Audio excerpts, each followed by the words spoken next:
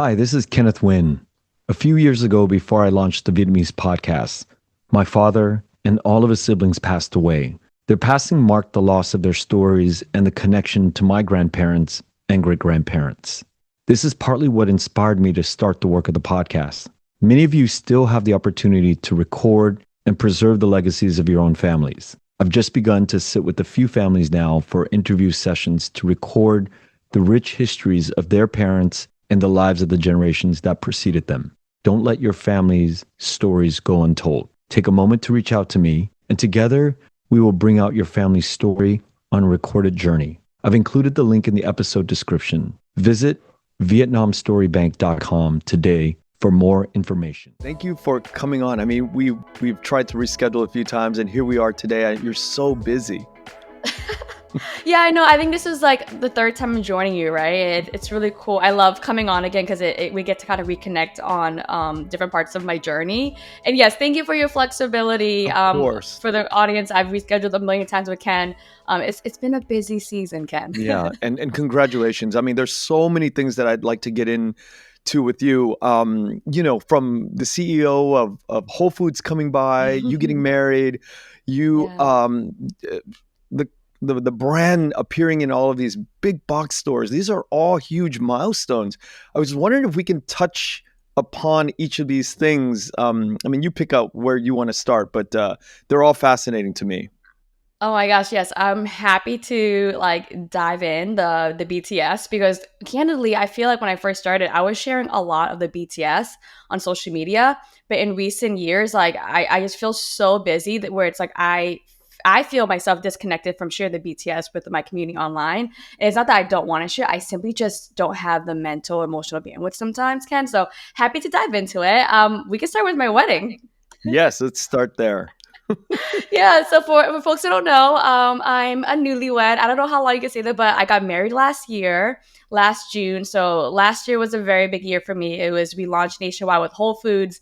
At the same time, I was preparing a wedding, and then myself and my partner Eric's, we got married in June, and that was just such a special time for me. I'd say that was the first time in my whole life, really, a working life, where I was off for 2 straight weeks, right? Wow. Mm-hmm. Yeah, like where I was literally just like off, mentally checked out. I didn't check my emails, and it took a good amount of prep with my team for Yeah. me to be able to be in that position of like, transitioning a lot of responsibilities, looping people in months in advance, and then just having like a nice system of like, I'm off, I'm not checking emails or comms, but if you need me, you can reach me through text, right? For emergencies. And no one ever reached out, which was great. And that was I must say it was like a net new feeling for Yeah. me to be so present in something so personal to my life. Because I feel like for so much of my life, like work dominates. So that was a very special time. Yeah. We just It's celebrated our one interesting. year. Yeah, it's interesting you led with that because, that's a very kind of personal space that you share quite a bit on Instagram. Hmm. And I think Mhm. sharing those private moments is hard for my generation, for somebody like, and I wonder the idea behind sharing that much is so Mhm. powerful. What Mhm. keeps you sharing sort of these personal stories? You know what's funny? You say that, and in my mind, I feel like I don't share enough of the personal stories. Yeah, I was actually thinking about it recently because like we had just celebrated our 1 year wedding anniversary, and I was thinking like I should do a whole 1 year recap, and I don't think I did the whole wedding spam or like not enough in my mind. I was like I should walk people through the whole process because a year ago when I was going through it, I felt really present and I didn't really feel like sharing on social media. I shared snippets, but I felt like I didn't share the full story. And I this year I was like, oh, I should share it now, but then I just never did it. I never got around to it. But it's funny, like your perspective and my perspective. I feel like I'm not sharing enough. But when I do share, I do have moments in my mind where it's like, I have a little less time for social media these days, but I do find myself trying to be aware of when I do share how much of it is related to work to the hustle, to the grind, and how much of it is to everything else in my life. Because I'm pretty mindful of like not wanting to just over glorify the work, and I want to be able to show myself in all of my multitudes as a human, as a creative, as a silly person, as a partner, as a daughter, as a sister, as someone who loves to party and drink and work. Like I just like I think there are moments where I do want to try to share the non-work sides of me just so that other people who are looking or maybe like taking note, they just understand that like life is not just about work. Like, yes, I work a lot, but at the end of the day, like your life is not your work. You are not defined by your work. You're not defined by your titles and just trying to like, you know, share had this idea of like representation in like our fullest multitudes, you know? So Yeah. for those moments, I try to share snippets of my personal life. How has 1 year of being married changed your life? And has it changed? Is it any different? Hmm. I would say that the first year being married has been a lot of fun. I'm really enjoying it. I don't know if it's changed my life dramatically. I'd say that I'm still very engaged with work, where you know we're going through a really intense growth period, so work is still very demanding.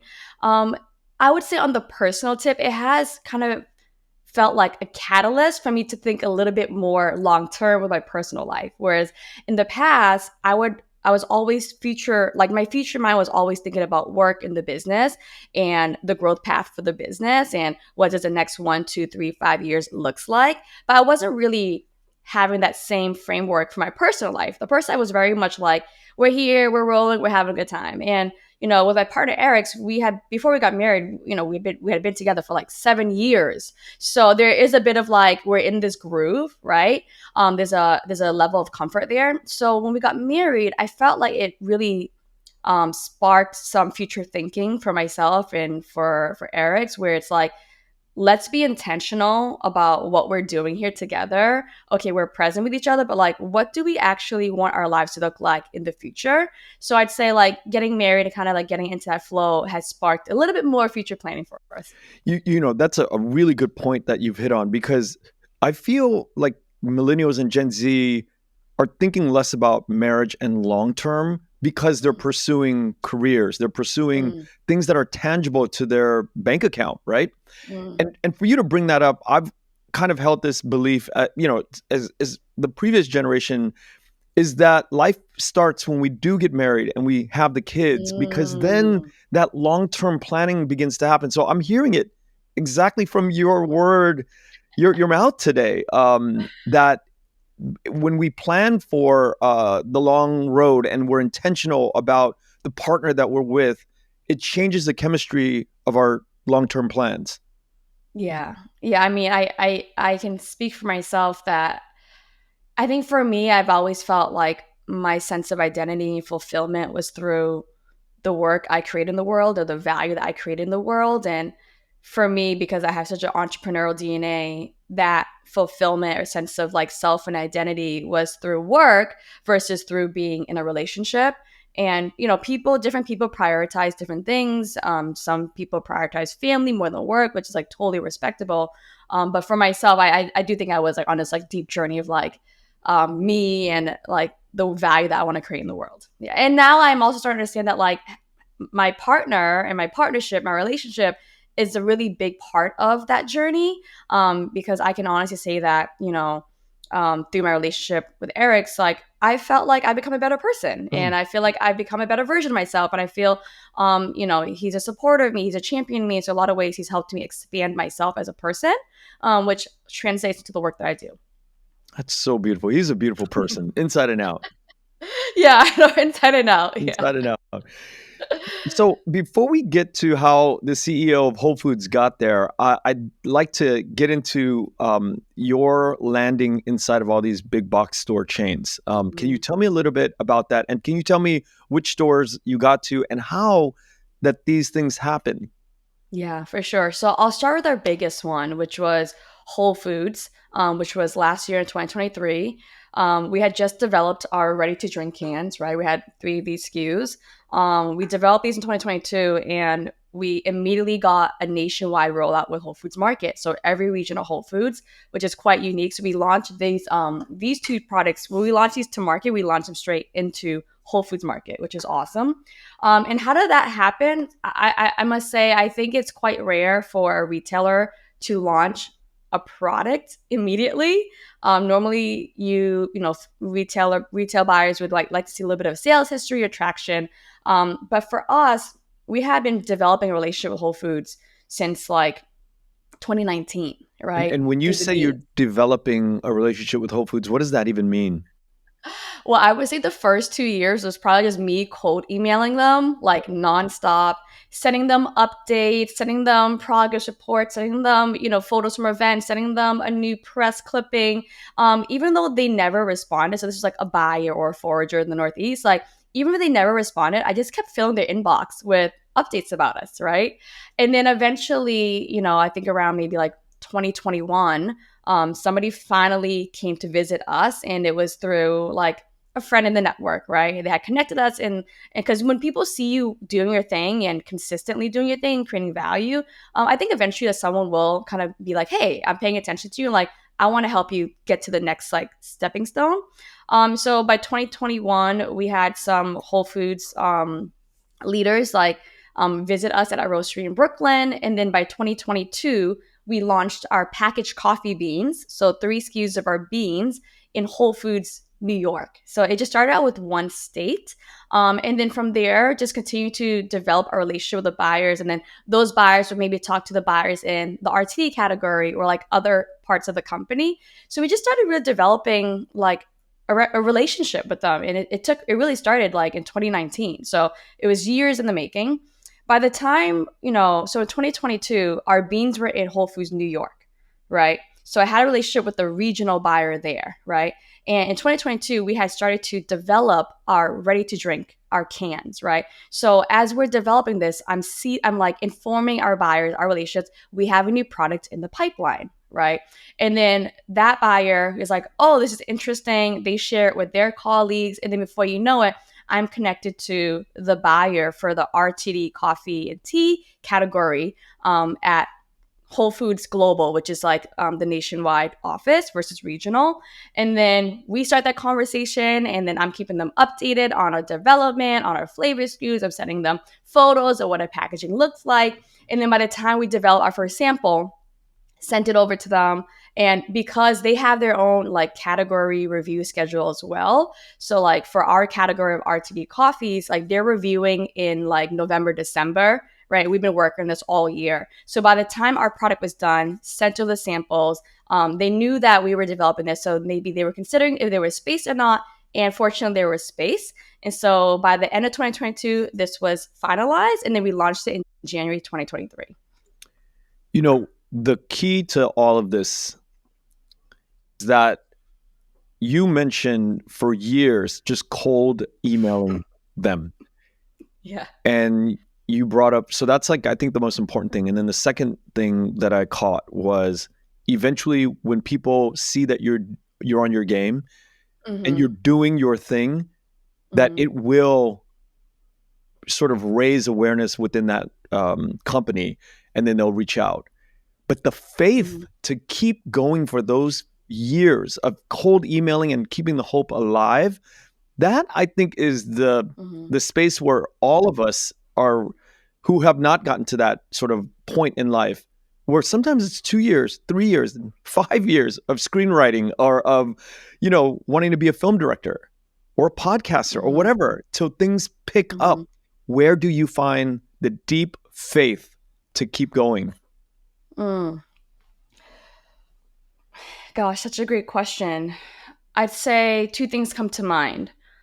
The first part of your question of like, where do I find that deep faith to keep going is, that is rooted back into my mission, my North Star, what I believe is my purpose in this path, which is to help to elevate Vietnamese coffee growers, communities, culture in America, right? And anyone who knows our work understands kind of like the long mission behind that. Like that is my North Star. I deeply feel compelled and called to that mission. So for that reason, I'm going to keep going, right? I should clarify that pure will and like tenacity and resilience, those are very important traits, but just pure will is not enough. Yeah. It's not enough to just be like, I have an amazing idea and I believe deeply in my idea and I believe that everyone else should believe in my idea. Like, that's only part of it. If you are truly trying to create value in the world, you have to think about, where does your belief and your mission and your desire for value intersect with other people's desire for value, right? So in this path, it's, yes, my resilience and my tenacity keep going, but it's also constantly listening and learning to better understand, how do we create the win-win here, right? The win-win. So let's say in the example of Whole Foods Market, I have something that I believe is valuable. I have a product that I believe is differentiated and unique and can create diversity of offerings and values to the category, to consumers. I'm trying to connect with a retail buyer at a retailer or at a supermarket. What do they care about, right? What's important to them, right? What is their goal and their mission and their capacity? I would say for a lot of retail buyers, their goal is to create value for their customers, people shopping in the stores. Their goal is to grow their category, grow their set. Their goal is to bring innovation and diversity to their set. And their goal is ultimately to make money in their organization, right? So, what is that intersection, right? So for example, I learned a lot around how to better frame my message and my offerings. In the beginning, it was a lot of like the things I care about. This is my mission. This is my community. This is my culture. This is my family. This is why it's important to me. Vietnamese farmers, equity, et cetera, et cetera. That is a very important layer. But then at some point in the journey, I started to find that win-win. And I said, this is how we can grow the category together. Because currently on your shelf, you have 30, 50 brands, and you do not have a single offering from the origin of Vietnam. And you do not have a single offering rooted in the Robusta coffee species. Robusta and Arabica are very differentiated for these reasons: more caffeine, more flavor. So it's going to be a differentiated feeling experience for your consumers. So instead of trying to cannibalize and take away from someone else in the set that by offering redundancy in products, we're actually offering something that's literally differentiated, that can grow your category, that can offer your existing consumers something new, and that can potentially bring new consumers to your shelf because now they can find this product on your shelf. So in this way, we can grow the category, and you can potentially, if we do well, grow your business, right? So it's really like, at the end of the day, TLDR, it's, yes, have the will and have tenacity, but we have to stay open to really listening and learning, because if we want to create value, we have to find that win-win. But how do you know that they're open to this sort of diverse idea of expansion in their coffee category from Arabica to Robusta? How do we know that the other side is willing to take in what we think is an expansive situation for them? We don't know. And oftentimes, when you are a first mover and an innovator, the other person on the side, they don't know either. So it is upon us, if you are a leader and a visionary and a pioneer, you have to make people see that and believe that. So, for example, when we first entered, plenty of rejections saying, we don't carry Robusta. We'll look at your Arabica offerings. Oh, it's not the right time for Robusta, right? So even though I saw a unique opportunity, many people didn't see it yet. Now, how do we get them there? It doesn't happen overnight. How do we get them there? Constant storytelling, constant growing the community who believe in this, showing that proof through our communities on social media, the community engagement, all the press and PR hits. Then all of a sudden, it's not just me saying, hey, Robusta's rising. It's Wall Street Journal saying it. It's New York Times saying it.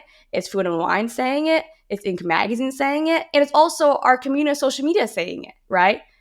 And then you keep, engaging with these buyers or customers over time, even if they don't reply to your email. And then one day they're like, oh, snap, I think something's happening here. I think there's a category expanding here. I think there's a new trend rising here. And then over time, if if you do your job well, if you rally the folks, and and maybe if they have an open mind, then you can kind of come to the table and have that first conversation, right? This is what all business people who starting out need to hear, and including people who've been at their business and their line of work for 6 years, and they're living on the sort of the edge, the frontiers of their world, that they need to expand into convincing Hmm. buyers to buy into their concept. I mean, this idea it's a very basic idea, but it's very I think difficult to execute. Especially when we don't have a whole lot of role models. Hmm. Now we do. We have you, and we have what you've already done, what you've rolled out, and we can see it all on Yeah. your social media. We can see the proof of what you're talking about. Hmm. Yeah, and I think like to what your point about like convincing buyers of to believe in an innovation, to believe in your idea.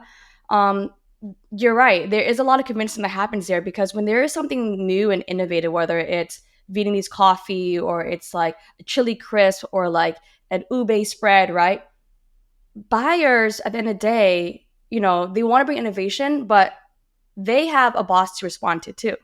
And it's like if you bring in an innovation that is truly not maybe desirable to your customers, and if you basically give like 12 inches of shelf space, and this 12 inches doesn't return an ROI, then they've failed in their job as well. So there is like yes, a lot of convincing that needs to happen. However, I would say entrepreneurs also need to have like a real grasp on what is your product market fit. Do you have product market fit? And if you do, how large is that market? Is your product market fit gonna crush it in one region of 200 stores? Right? And there's certain products that are super niche and premium, beautiful, right? That can probably only survive at a certain scale. And or if you want to be a product or a brand that has nationwide distribution, which is a lot of different customers, a lot of different regions, a lot of different needs and desires of 2,000, 5,000, 10,000 stores, what is do you have that product market fit, right? And I think founders, entrepreneurs just really need to get really honest with themselves about that, because I'm not saying if you don't have it yet, maybe there's something that you can change or iterate or evolve to get it, and or maybe you actually don't have it, But right? how do you even know you have it? I mean, how do you even do the market research to know you have a product market fit? It sounds so nebulous and Yeah. nuanced. I mean, I think there are a lot of like starting points. I think for one, you just start with like your category, right? So um let's say I'll just use my category. So like my category is coffee, right? I have a belief that Vietnamese coffee can be a major subcategory as big as matcha, as big as boba, or actually bigger than matcha and boba because coffee is the second most consumed beverage in the world. Now, beyond my belief, how big is the market, right? Well, the internet will tell you that RTD coffee market in the United States is close to a $12 billion industry, right? Yeah. And then it's like, okay, so that market is large, but how do I know that like people will like Vietnamese coffee or Robusta coffee? What if it's too niche? But I also know that Vietnam is the second largest producer of coffee in the world. And I also know that Vietnam specialized in Robusta. So then there's a question of like, oh, well, maybe the market doesn't like Robusta. Maybe Robusta is too niche. And I'm like, well, I also know that Robusta is like around 40% of the total global coffee production. So I know that this profile is being consumed around the world, and people are actually familiar to this profile. They just don't know it's Vietnamese coffee or Robusta coffee specifically, right? So there's kind of like those key data points. I'm like, I know that this product could work because it kind of already exists in different forms, right? Now, maybe I can do another scenario of like, okay, like then you try. I think you can only validate so much with data, Yeah. because the thing about data is, in the beginning, people would tell me, well, there's no data on Vietnamese coffee or Robusta coffee in U.S. markets, so you don't have a market, right? So there is a little bit of a like this like dance of like if you only follow the data, then data reinforces action, the action reinforces data, and then you're in this like the cycle, right? So there is a segment of like, well, when you want to innovate, you have to be prepared for no data to affirm what you're doing, but you need enough data points to affirm your conviction, and then you try it, and then you try it again, and you try it again. Once you start trying it, then you have to use your own data to validate if you're moving the right direction or not, right? So, for example, so how do you know, right? So how do you know? I mean, at the end of the day, it's like, is your business growing? I think that's a really key indicator of like, how do you know if it's working or not? Because there are plenty of times where, for us, we would hit a wall with something and we'd be like, something isn't working, right? I'll give an example.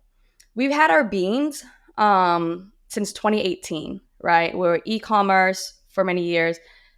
We had our beans since 2018. We didn't launch into Whole Foods until 2022. Whole Foods New York, one state. Our beans had so much friction entering the category of packaged coffee. And we had to ask ourselves, why? I'm like, it's so differentiated. It's Vietnamese coffee. It's Robusta. However, when you think about it, the barrier of entry to trying our beans is quite low. So essentially, we could rule out anybody. If you're not going home grinding your own beans, then we've already missed out on a chance to convert you, right? So then we thought, well, how do we convert people to the Vietnamese coffee Robusta experience quicker, easier? So we used data to explore. We exported all of our customer reviews on our website. We had like 90% 5 out of 5 stars. Like, something is working here. We exported our reviews. We analyzed all of our reviews. And the number one keyword that kept coming up was flavor, taste, because it is truly differentiated with the bean. So we said we need to get people to the flavor experience quicker. They don't have time to grind the beans. Wow. We have to make the cans. Now, when I was developing this realization that was informed by hypothesis and data, I was like, gosh, but beverage is so brutal. The RTD business is so brutal. Like, can we avoid this? It's crowded. It's crowded. It's expensive. It's heavy to ship. It's so hard, Ken. Yeah. But for us, given our journey in our business, where we want to break through, really kind of like growing category awareness, this was the lowest friction way to expose people to the Vietnamese coffee Robusta experience. So that led us to this. We developed this in 2022, immediately launched them nationwide with Whole Foods 2023, right? So that's just an example of like, how do you find your product market fit? It wasn't quite hitting with the beans because we were hitting a roadblock, but we knew there was still something here. So we had to really reevaluate our strategy. When our strategy led us to a new product line, which is the cans, which helped us unlock a new channel, which is retail, right? Now, that was a very long way of answering this question. How do you know you have product market fit? The answer is you just have to keep trying. If you don't get it right the first time or first couple of times, that's okay. But at the end of the day, if you can have an opportunity to keep growing your offerings and your business, then I think you're onto something. And if you're having a hard time, then something needs to be reevaluated. There's this podcast called Acquired. It's two guys analyzing, they're venture capitalist guys, and they analyze businesses like Hermes, Louis, Microsoft, NVIDIA, and they just go deep dive. And it's one of my favorite podcasts. And as you're telling me these details about your business, I'm going like, this is basically what Acquired does, is they talk in detail about the journey. And what I've learned is luck often plays a huge part in a 200-year company. Hermes started as a saddlebag company. They did leathers for horse and buggy, carriages. And these shifts, these minor shifts that create these huge pockets of revenue for the companies happen as a result of product market fits that they stumble upon. Mm-hmm. How much of luck and sort of coincidences and space do you give yourself for discovery of a new path in business? Luck is a big piece of it. Yeah. Which is kind of sometimes the disheartening piece because you can't control that. Yeah. And I say luck is also intertwined with timing, you Yeah. know? So I think timing might be a better word Yeah. here. Um, for us, like, I truly believe it's the right time to build this business, especially because in our journey, there is such a immense amount of education involved to grow the category awareness in order for our products to thrive, right? We're not playing in a space where the category is fully defined and understood like tomato sauce, right? There's not a learning curve there. So for us, it's like a double challenge of like educating about the category and then we can sell the product, right? Which is so hard to do. So I do think timing is a big piece of it. For us, you know, even when we started 2018, I'd say we were like barely on time because we faced a lot of resistance because at this time coffee culture in America was still very, very elitist. It was still very entrenched in like, you know, the attitudes of like third wave specialty, right? We faced a lot of resistance. It's changed a lot, and now I feel like coffee culture in America has become so much more fun and inclusive and Yeah. dynamic and expressive. But and over time, you know, I think the timing becomes more clear. Another element where I feel like timing is really opportune for us is that we are also building during this larger macro moment of Asian flavors in America, right? Which we're seeing across CPG products in all categories, in sauces and condiments and noodles and sparkling water and hard seltzer and alcohol, right? It's this larger macro trend of Asian flavors in America. And for that, Vietnamese coffee is a part of that moment. Now, if this moment of like this macro moment of Asian flavors in America wasn't happening right now, I do think it would be much more difficult Yeah. because even in like some of like my pitch presentations to investors, even to retail buyers, I call out the macro trend of Asian flavors in America. I call out the other CBG brands rooted in Asian flavors, Asian culture to show them what's happening across the board, not just in our category. So that's where like this philosophy of a rising tide lifts all boats is so deeply true because buyers are like in the sauce category, condiment category, they're affirming what's happening in their category. And then like coffee buyers like, oh, that's happening there. It all works together. So timing is quite special right now for anyone building in this space. And so yeah, timing, because of this timing, there is, even though we faced a lot of resistance on the way, there's, I'd say, arguably more openness to entertain this new path innovation space. I love it. How did you get the CEO of Whole Foods to tour your company? They just reached out on their own. I would say we have been very blessed with our relationship with Whole Foods. They are so wonderful to us. Again, we've been building it since 2019, and so I have a really close relationship with many people in the company at the corporate level, where there are buyers or they're in media and PR, and they've been so deeply supportive of us since 2019. Like the first ones to take the time to listen right to our story and follow our progress and give us our first shot on shelf. And then, you know, in case folks missed it, I was also a part of like their accelerator in 2022, right? Which kind of puts me in this category of brands that Whole Foods really like supports. And so, yeah, honestly, there was no submission process. There was no process. Like someone from the team was reached out, like, "Hey, we're doing this series with Jason, Jason CEO. Like, we love to interview you. We'd love to have him interview you. Or you guys been in a conversation? That possible?" I'm like, yeah. So that was just, I don't know, luck. That's luck. That's a perfect example of luck right Yeah. there. Perfect example of luck. I mean, that's a big deal. It's a Big huge deal. deal. Oh my gosh. It was probably like, I've done a lot of interviews. I was really nervous for that one. Yeah, I mean, I'm looking at your social media and I'm like, all right, there's a lot of things I track, but like that just looks like hit me in the face like Tyson, you know, just popping me in the jaw. I was like, whoa, that's That huge. It's wild. big. Huge, wild. Like, gosh. And he roasted Robusta with me. You know, like we went from Robusta like getting no love, and now like me showing the CEO of Whole Foods how to roast Robusta. Now, Whole Foods is owned by Amazon, right?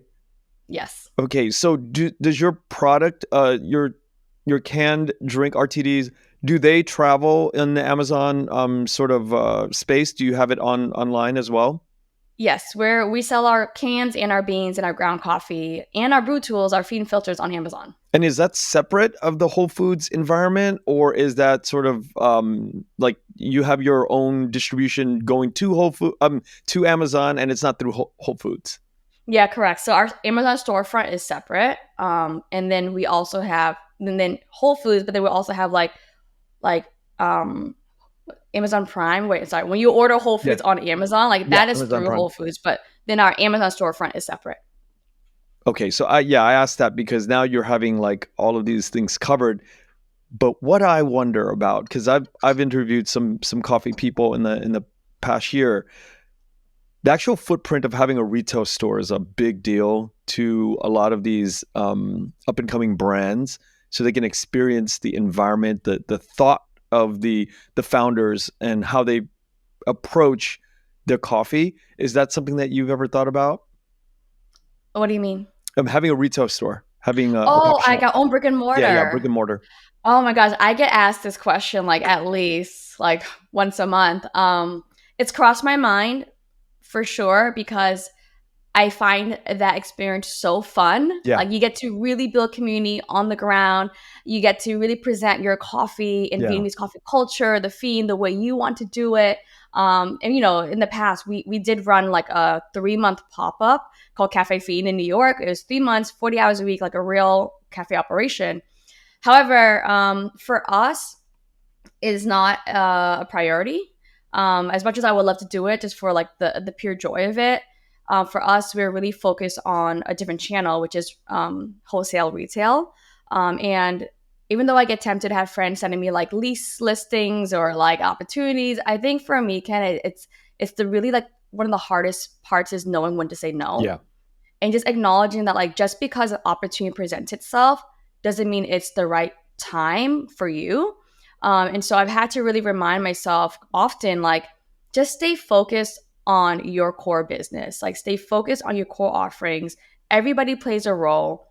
There's a chance for everyone to play in this space. Certain people want to choose certain paths or formats more than others. And we're still pretty small. I think we have a big presence, but we're a very small team. We're only 6 people. We're very lean. We're not VC backed.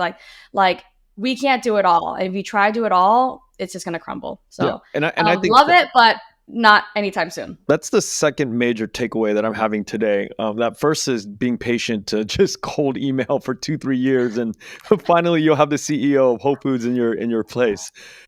That's the first. The other lesson is to stay focused, and that's a very difficult thing for especially entrepreneurs and artists.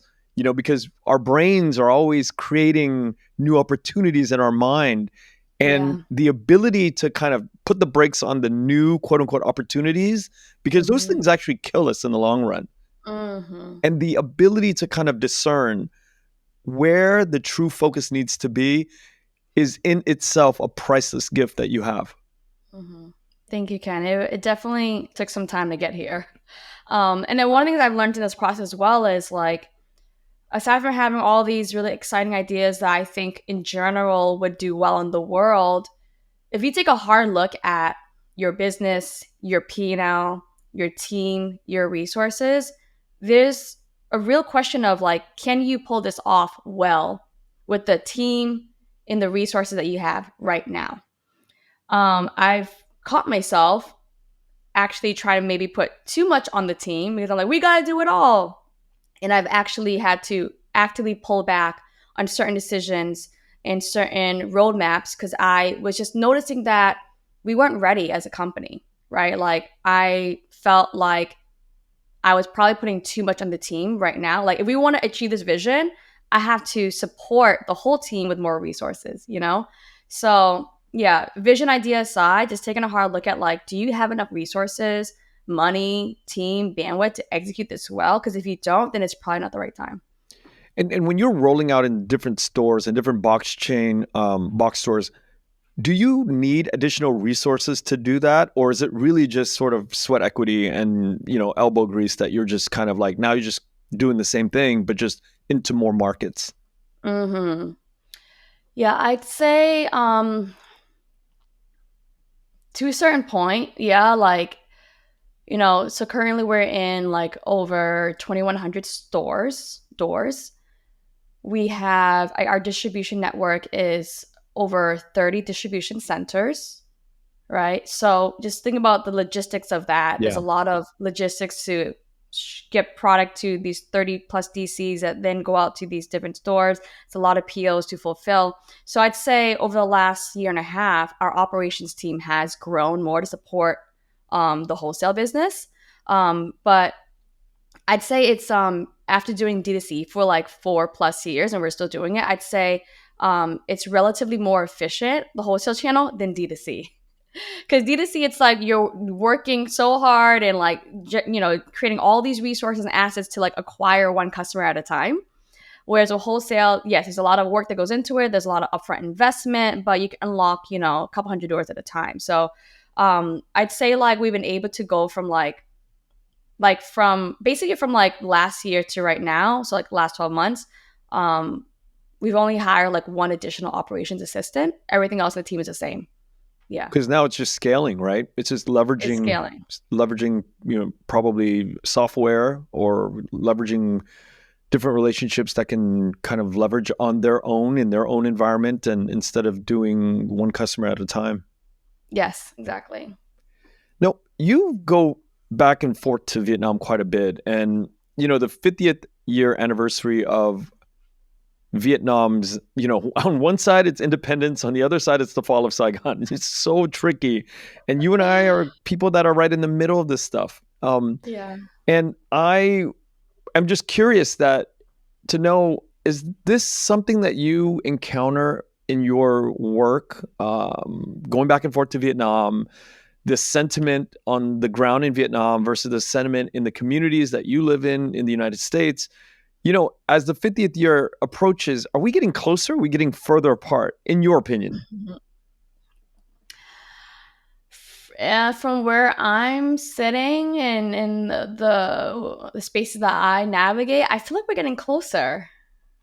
I feel like from what I can see, like first of all, my dad's whole side of the family is from Hanoi, so we have a different sentiment in a lot of ways. My mom's side is from Central, so I kind of get a little bit of both. But it's unlike some of my friends who maybe like I've heard from some of my friends, my Vietnamese friends, where like if their family's from the South, they had a certain perspective. They're told like we would never go back, right? So Yeah. my experience has always been different since I was young.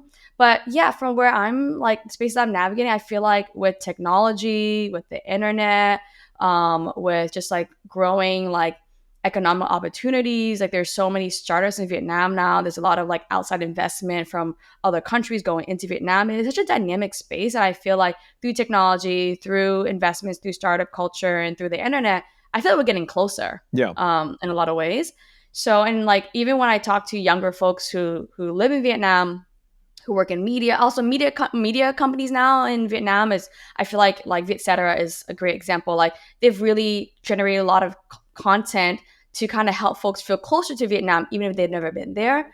So yeah, I think I feel like it's getting closer, and I for the path that I see, I think it's going to continue to merge, especially with the younger generation finding new opportunities to find alignment and find a ways to uplift all of our interests in all of the Yeah. communities. And you bring up a really good company. Vietcetera, is run by Hao, who's a Vietnamese American. He's doing a great job. You're right, bridging the two, and doing it very, very well. Doing it in a way where we don't get the ick when it comes to the political discussion, or it's really about these superstars that are coming out, especially like Have a Sip with Thuy Minh, from that Vietcetera podcast.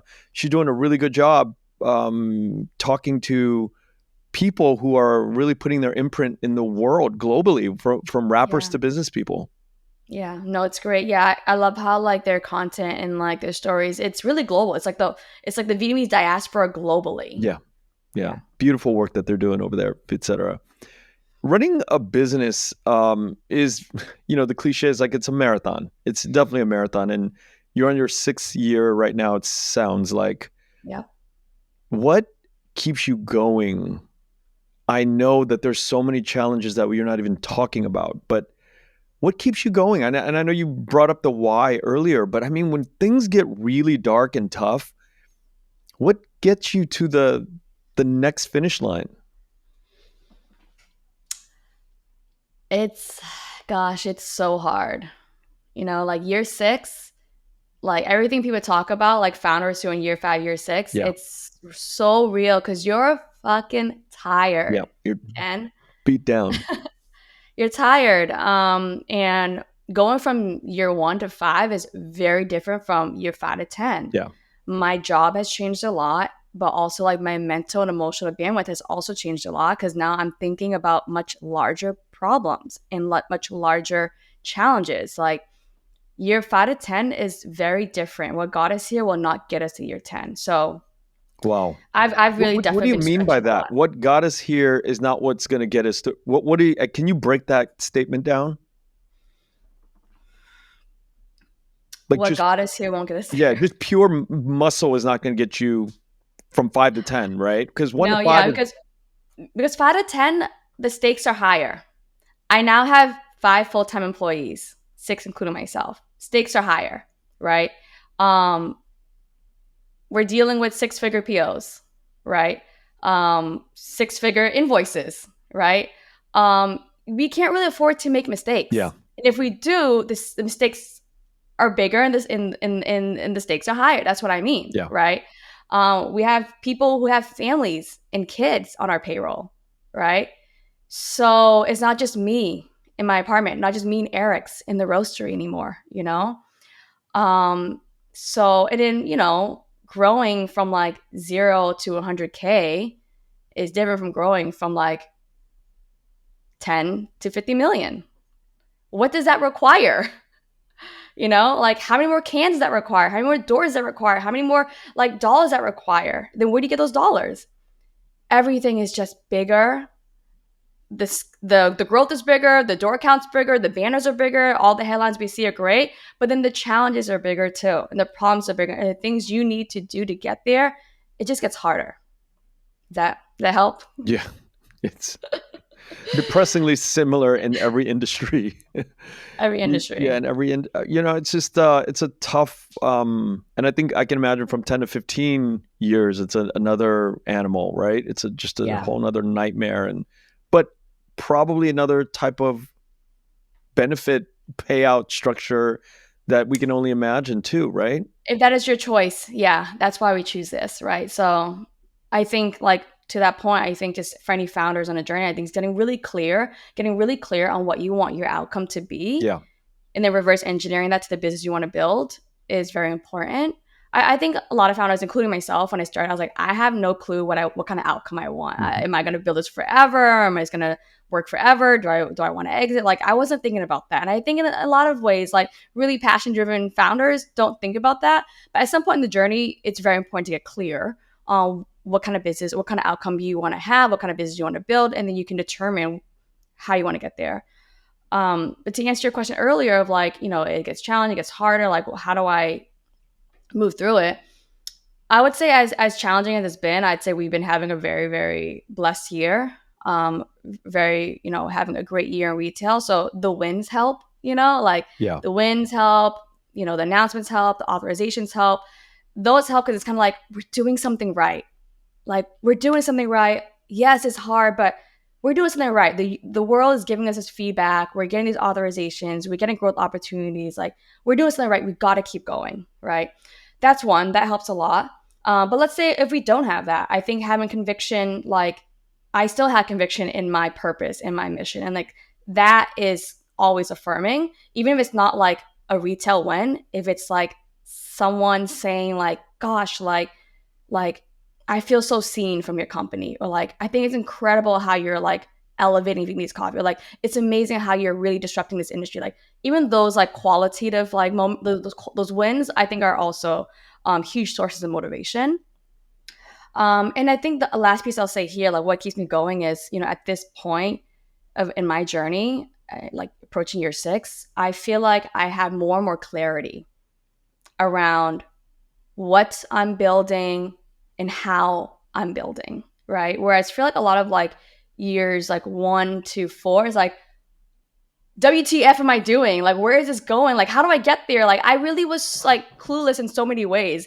But my motivation at that time was like, just keep putting one foot in front of the other, one foot in front of the other. You don't have to know it all, which I still believe in for many early stage founders. Just keep putting one foot in front of the other. It will come to you. But now, again, like that doesn't work for year 5 to 10. I can't just keep putting one foot in front of the other. I have to know what it looks like for Yeah. year 5 to 10, or at least like, 2 to 3 years out, and then have a plan. And so I think having like really dialing in on that planning, leveraging the past, historical data, market data, and then kind of like having clarity on like where we want to go, how we want to get there, really helps to kind of push through the hard times. And lastly, what's in store for the next year? Next year, yeah, next year, we really want to continue on our retail momentum, our retail journey. This year we launched in Target, Sprouts, GoPuff. We announced HEB recently, and the goal is the same. It's to become a household brand. It's to make Vietnamese coffee a staple in American coffee culture, and we want to do that through one, offering more products and more experiences so people can experience Vietnamese coffee in a multitude of ways, as well as increasing our distribution and reach. This last year, I've been in at least three different stores. And I can't remember exactly which stores I was in, but I'm with my daughter and my son, and we walk through the cold section of the cans, and I point to them every single time because they have that's their last name, and they are blown away every single time that there's a can on the shelf with their last Mm-hmm. name. And I wanted to end this conversation with telling you how thankful I am both for having the cans on the shelf that reads, Vietnamese, and for Mm-hmm. you to check in and spend time with me on the podcast every year. And I feel so much gratitude towards you, so thank you so much for doing the work that you do. Oh, thank you so much, Kenneth, and thank you for sharing your platform with me many, many times. Thanks, Sarah.